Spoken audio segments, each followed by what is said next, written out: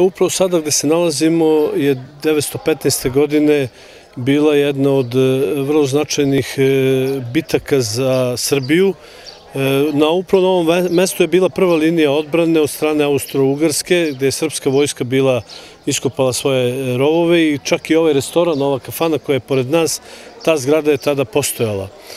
Napadi Austro-Ugarske su se kretali iz pravca Banatske Palanke, Belobreške i ostrva Čibuklije i na neki način tu je tada branjena Srbija. Mi smo se zajedno sa opštinom Požarevac, pošto su tu najviše ljudi bilo iz ovog kraja, bilo je čitavog Braničevskog okruga, ali najviše ljudi iz Požarevca i Velikog Gradišta opredelili da ovo na jedan dostojanstven način obeležimo i napravili smo protokol proslava za 2015. godinu i na ovom mestu treba između ove dve skele da nikne spomen obeležje posvećeno tim junacima koji su dali živote, a upravo će program obeležavanja da bude sledeći. 28. znači na Vidovdan u Gradskom parku u 11 sati biće polaganje venaca na spomen obeležje junacima od 912. do 920. a u 12 časova je u sali Skupštine opštine Veliko Gradište projekcija dokumentarnog filma i predstavljanje monografije Istorijskog arhiva Požarevac i Vojnog arhiva Ministarstva odbrane Republike Srbije i Braničeva u Velikom ratu 1914-1918. U utorak 15. septembra 2015. godine u Požarevcu kod spomenika srpskom vojniku biće svečano obeležavanje proboja Solunskog fronta i 100-godišnjica odbrane Srbije stiga 1915-2015. Od utorka do subote 6. do 10. oktobra 2015. godine u Galeriji Narodnog muzeja Veliko Gradište biće izložba Istorijskog arhiva Požarevac, 100-godišnjica odbrane stiga 1915-2015. i centralna proslava biće u sredu 7. oktobra 2015. godine upravo na ovom mestu u 11 sati otkrivanje spomenika srpskim junacima 9. pešadijskog puka prvog poziva Dunavske divizije koji su poginuli u herojskoj odbrani stiga iz Srbije 1915. Od 11.30 do 12 virtualna izložba Istorijskog arhiva Požarevac, 100-godišnjica odbrane stiga 1915. do 2015. i u 12 časova biće svečana akademija kao neki vrhunac ovog obeležavanja 100-godišnjice ove proslave.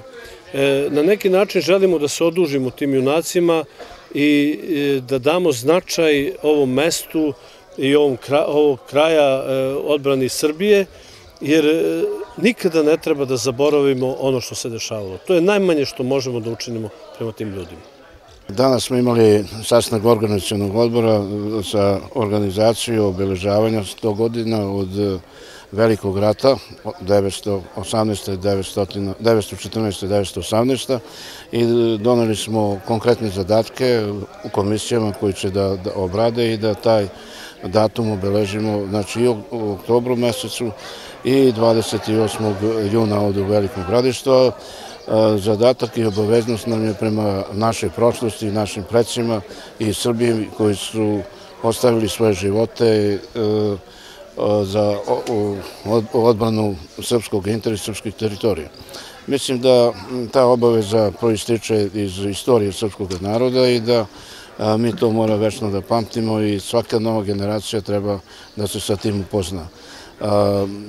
Ovde će biti izgrađen jedan spomenik koji će dati znači sve ono što se odigravalo na ovim prostorima, jer baš ova lokacija oko Rama još od rimskog doba i pre toga je bila uvek vekovna težnja naroda koji su sa one druge strane Dunava bili da zauzmu ovu teritoriju, ali to nije moglo.